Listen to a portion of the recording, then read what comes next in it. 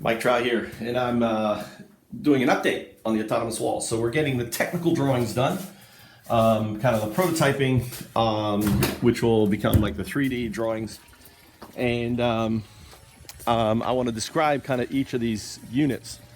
So the first thing is the barrier drone tower, the BLT, barrier drone, BDT, the barrier drone tower. Will stand about the size of, think of it as a phone cell tower. I don't know if you see the cell tower over there. You see that cell tower? That would be a barrier drone. Maybe I'll walk over there. I'll head that way. I'm gonna take a video of it. At the top of the tower, there's actually platforms capable of holding 4 platforms. The default barrier drone will hold just 2 platforms. These 2 platforms are kind of like boxes that ultimately will store the drones in a rotation. So the drones will basically land, they'll fold their wings down, okay? The wings will pop down. Their rotors will, like the DJI large drone with the 6 propellers. And they will fold down, and then basically the drone will go into its casing, right? I'm not sure how that movement, but think of the bicycle storage, autonomous, like in Japan, how the bikes are stored, how the cars are stored, that kind of storage facility for it. And there is, let me switch this around. So right there is there's a barrier drone tower right there. So on top they would hook, there's actually a lightning rod on top there. I don't know if you can see that. Maybe I can zoom in, right? So that's a cell phone. So look at a cell phone tower, and really it could be actually a little bit shorter. I think it's a little bit high, but I think it could be a little bit shorter, maybe down to the 3rd rung, okay? But they will hold 2 platforms, boxes on the top. They will hold solar panels around the base, okay, for charging, and the solar panels will basically go around it and follow the sun, all right? So, so the drones basically, you can actually add 2 more. So each box, right, that slots in. And I want you to think of, here is it will have this huge piece of metal that just basically slots in and bolt, right? And then the box is right here. So it'd be really simple to basically, there's a problem with it. You come in there with a helicopter, you attach to it. Maybe the bolts are all automatic bolts, right? It's part of the, the system. And you just pop in, drop down, hook it up, pull it out, replace it. So if there's an issue with any drones, a simple flying in with a helicopter can get it, or a crane can come up, lift it up, lift it back on, or even, maybe even in the future there'll be a large autonomous drone flyers that were being created that could just come in, lift it up. So they're not going to be that heavy. I'm not sure what the weight will be, but ideally want to be constructed with polycarbons or whatever to make them light, right? There's probably a dome that comes up and comes over, so they can open up. The drone comes up, unfolds the wings, and basically takes off. Lands, wings fold down, propellers fold in, and ultimately gets stored, right? So the development of the autonomous folding drones will have to take the current DJI drones and then modify them so that these little units, so the propellers come out, they come in, they fold down, they fold up, so converting them. So they already do the folding, putting in the little mechanisms for that. I don't think it would be too difficult. But maybe drawing, that will go to the second one, the barrier drone. So that is the BDT, the barrier drone tower, the BDT, like the BLT, the barrier drone. Okay, the barrier drone. The barrier drone is, I envision the barrier drone twice the size of the DJI 900, I think. The latest drone, their professional drone, that is used for planting trees and everything else. These would be twice the size of them. I want to go to DJI and have them build these drones with their technology. The idea is to get them, you know, to build them. They'll have underneath them, as in the test video that I shared, there will be a fuel tank, right? That fuel tank will be encased in a body, and then around that body actually will be camera mounts that can basically swivel up and swivel around, okay? So they can move around.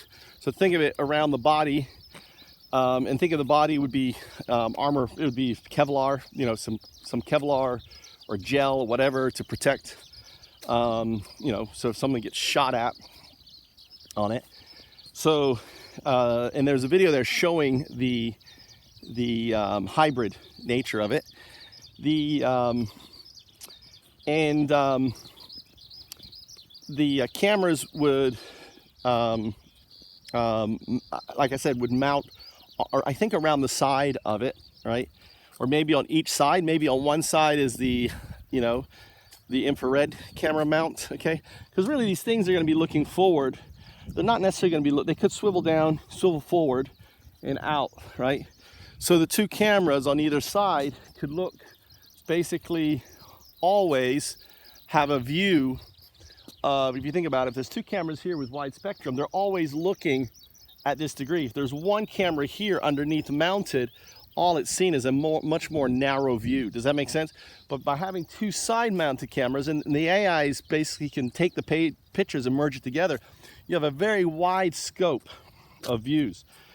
This is, you know, it's the whole idea is that there's redundancies.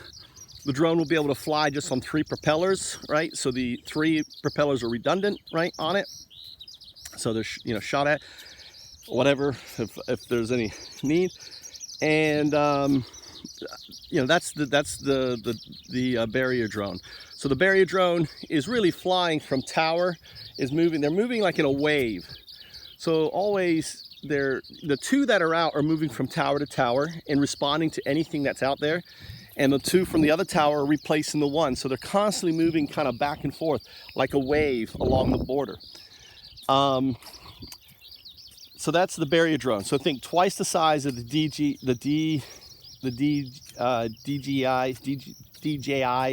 900, this one with the 6 propellers.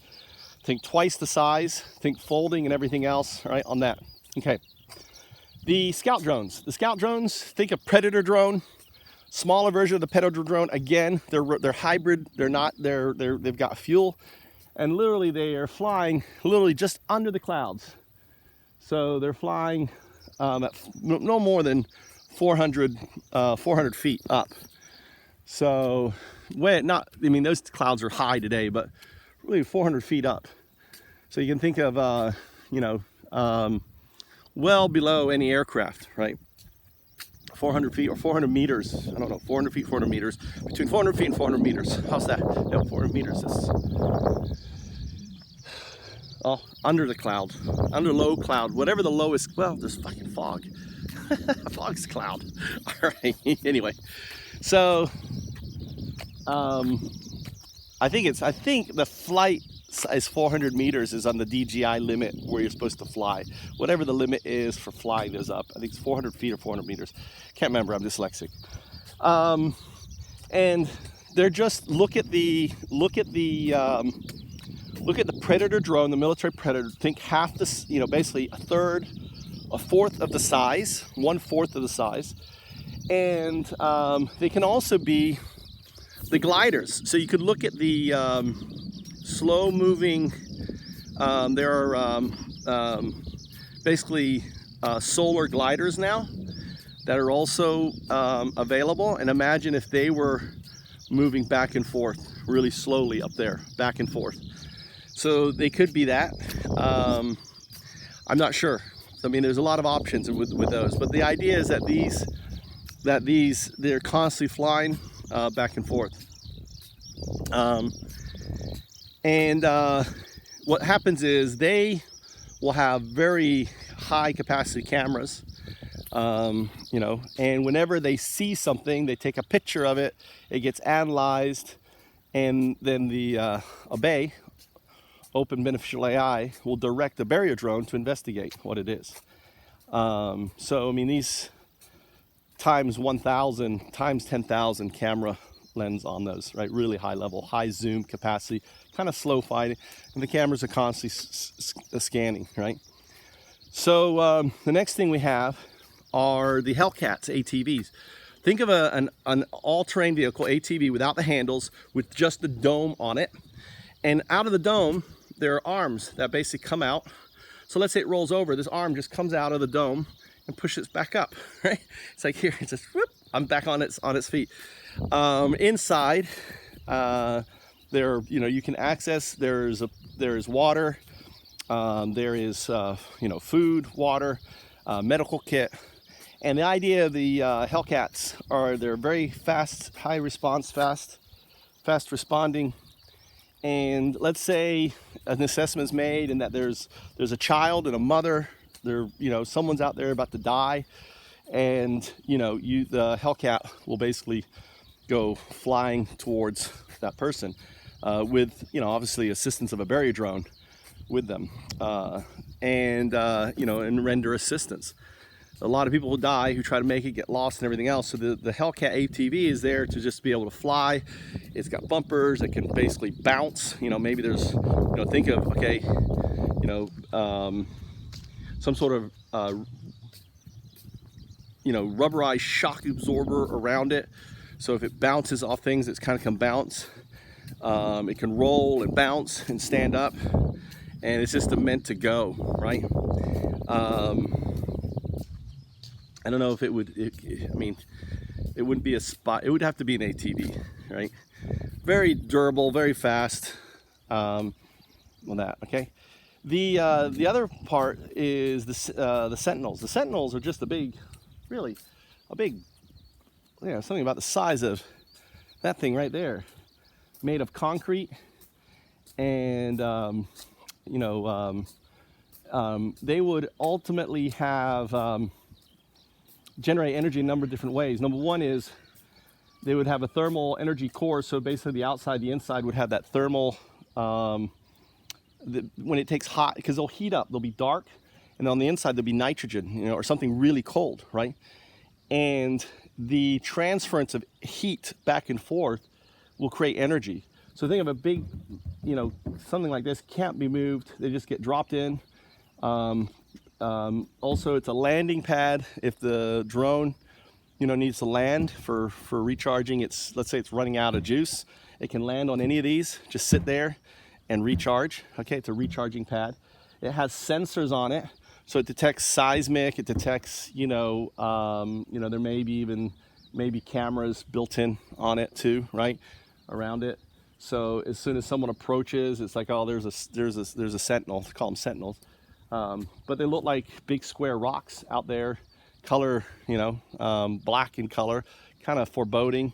People aren't going to want to approach them. The whole idea, this whole system, is actually deterrence by, you know, fear of Terminator, you know, and those are the Sentinels. And finally, there's the transports, which are just, think school bus. And look at the autonomous vehicles. There's a lot of autonomous vehicles out there. We're going to take school buses, and in the school bus, the way that processing would happen, right, you know, the drone would come and say, please, you know, wait here. A bus is on its way. Please wait here. You know, your face, you know, look, you know, it'll take their face, facial recognition, you know, all that gets plugged in to OBEY. And then when they sit down in front of, I want you to imagine when they sit in front of the bus seat. On the back, there are, you know, iPads built into the unit, right, or monitors, touchscreen, and there's a camera. It recognizes the face.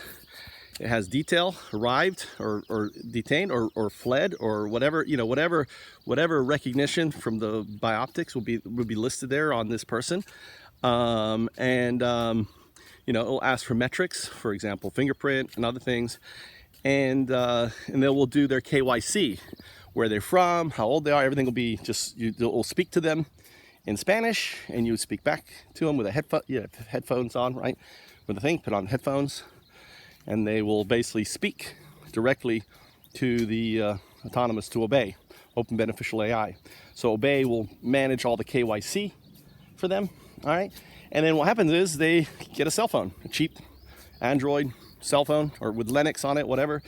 And you have to keep this with you all the time. It has GPS location. This will have your court dates, have your thing, welcome.